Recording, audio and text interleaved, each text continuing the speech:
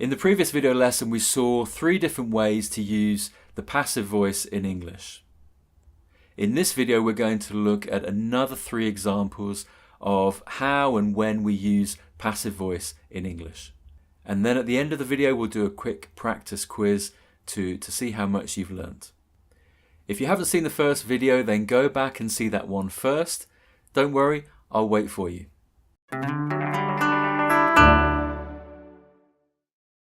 Okay, all ready? So the next example we're going to look at is when we want to talk about people in general.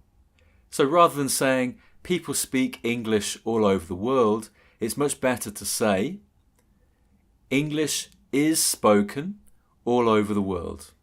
English, the language, is now the subject of the sentence, and the verb speak has now been changed into the passive using the auxiliary verb be and the past participle spoken. We don't need to say people speak. That would just be silly and unnecessary. So English is spoken all over the world. Obviously we mean people, we don't mean fish or donkeys or bananas. Here's another example. Computers are used every day.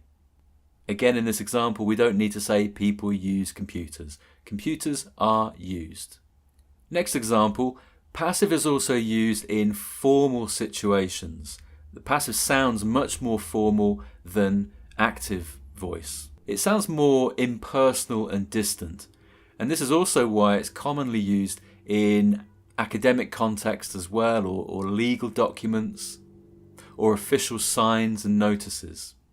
So if you're writing an academic essay at school or university or at college, it's more common to say, the results of this research will be discussed in this essay, rather than I will discuss the results of this research. The results of this research will be discussed. The focus here is on the research and not on what I am going to do or what I am going to write. So you might also see the passive in official signs and notices as well. For example, in a library you might see a sign that says, books must be returned. Books must be returned on time, rather than you must return the books on time. By using the passive here, it sounds less direct, less personal, more formal and more official. The final example we're going to look at is when describing a process, how we do something. So imagine the process to describe how wine is made. So rather than saying a person picks the grapes and another person presses the grapes and another person puts the juice into a barrel, it sounds much better to say first the grapes are picked, then the grapes are pressed, and next the grapes or the grape juice is put into a barrel. It's shorter, it's simpler, and it focuses on the grapes and the wine rather than the person doing the action. Okay, so that's it. That's 6 uses in total over both videos, showing us how to use passive voice in English. So let's do some practice.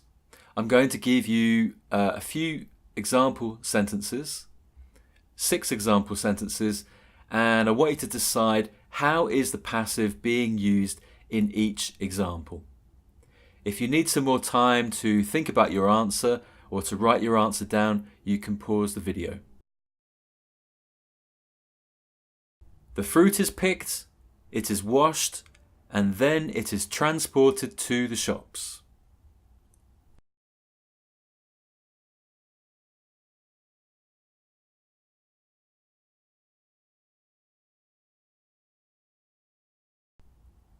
More money is spent on tourism today than ever before.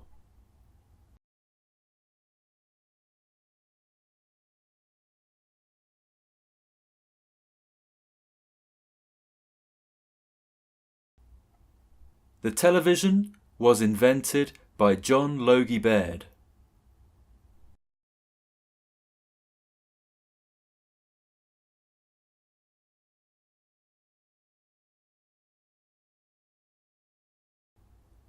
The students were given too much homework this week.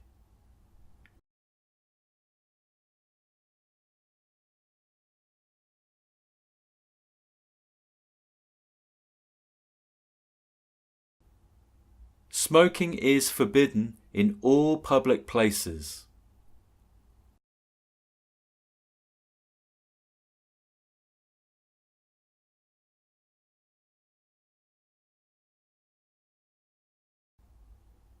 My mobile phone was taken from my bag yesterday.